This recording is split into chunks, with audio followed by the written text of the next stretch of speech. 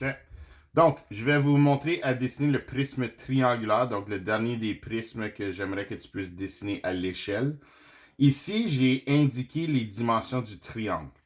Donc, j'ai une hauteur de mon triangle de 3 cm, la base de mon triangle est de 4 cm, puis la diagonale, qu'on appelle aussi l'hypoténuse dans un triangle rectangle, est de 5 cm. Les dimensions qui sont importantes pour moi lorsque je vais faire le dessin, j'ai besoin de la base de mon triangle, j'ai besoin de la hauteur de mon triangle, et la longueur ici, ça c'est la longueur du prisme. Donc dans le prisme triangulaire, souvent vous allez voir, on va avoir une base, une hauteur et une longueur. L'idée, c'est de ne pas confondre la hauteur, on va toujours l'associer au triangle, et la longueur, on va l'associer au prisme. Parce que des fois, on est confus sur est-ce que la hauteur, c'est la longueur du prisme? Non, la hauteur, c'est associé au triangle et la longueur, on l'associe au prisme.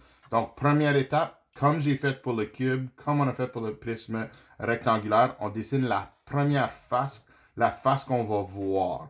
Donc, je regarde, la base, elle est de 4 cm. Je me fais une ligne de 4 cm. La hauteur de mon triangle est de 3 cm. Je me dessine une ligne de 3 cm.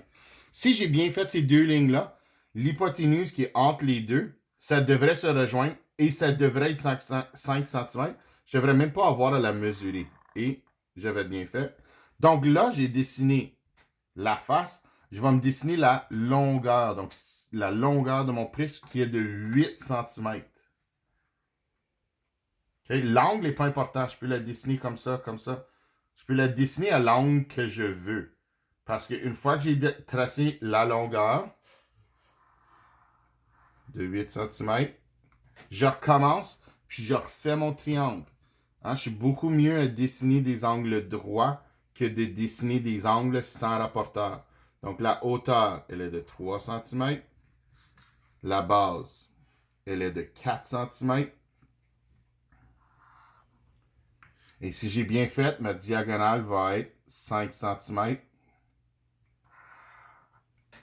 Une fois que j'ai ça, il me reste juste à tracer mes coins d'un coin à l'autre.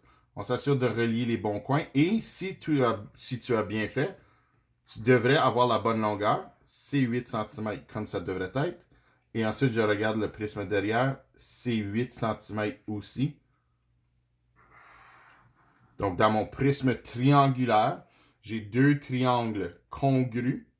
Et ensuite, j'ai trois rectangles. Pas nécessairement congrus, mais j'ai trois rectangles en tout.